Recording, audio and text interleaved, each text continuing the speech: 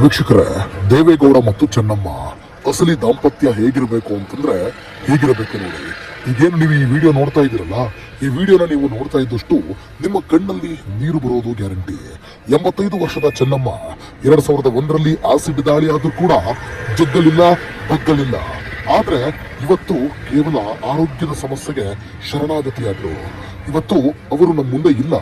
ಆದ್ರೆ ದೇವೇಗೌಡರಂತಹ ಅತಿ ದೊಡ್ಡ ನೋಡಿ, ಮಾಜಿ ಪ್ರಧಾನಿಯವರು ಅಂತಹ ಒಬ್ಬ ವ್ಯಕ್ತಿಯ ಪತ್ನಿಯಾಗಿ ಎಂಥ ಒಂದು ದಾಂಪತ್ಯ. ಆಕ್ಚುಲಿ ಇದನ್ನ ಅಸಲಿ ದಾಂಪತ್ಯ ಅಂತ ಕರೆದ್ರೆ ತಪ್ಪಾಗ್ಲಿಕ್ಕಿಲ್ಲ. ಎಲ್ಲರೂ ಬದುಕ್ತಾರೆ, ಎಲ್ಲರೂ ಸಾವನ್ನಪ್ತಾರೆ, ಎಲ್ಲರೂ ಕೂಡ ಮದುವೆ ಆಗ್ತಾರೆ, ಎಲ್ಲರೂ ಕೂಡ ಮಕ್ಕಳನ್ನ ಮಾಡ್ಕೊಳ್ತಾರೆ.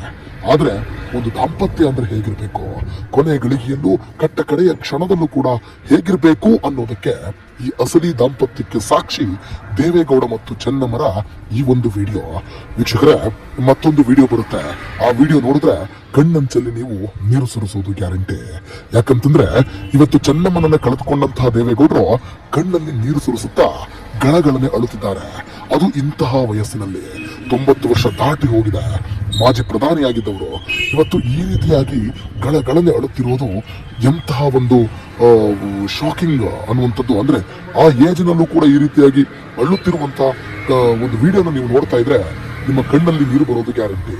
ಅವತ್ತು ಅಷ್ಟೆಲ್ಲ ಕೂಡ ಕಷ್ಟಪಟ್ಟು ಜೊತೆಗೆ ಬದುಕಿದ್ದಕ್ಕೆ ಇವತ್ತು ಸಿಕ್ಕಿರುವಂತಹ ದಾಂಪತ್ಯ ಜೀವನದ ನೆನಪುಗಳು ಆ ವ್ಯಕ್ತಿಯನ್ನ ಇರೋ ತನಕ ಕೂಡ ಕಾಡುತ್ತೆ. ಸೊ ಈ ದೃಶ್ಯದಲ್ಲಿ ನೀವು ಗಮನಿಸ್ತಾ ಇದ್ದೀರಲ್ಲ ವೀಕ್ಷಕರೇ, ಈ ವಿಡಿಯೋ ಇಷ್ಟ ಆಗಿದ್ರೆ ಎಲ್ಲ ಕಡೆ ಶೇರ್ ಮಾಡಿ, ಲೈಕ್ ಮಾಡಿ, ಸಪೋರ್ಟ್ ಮಾಡಿ. Thank you.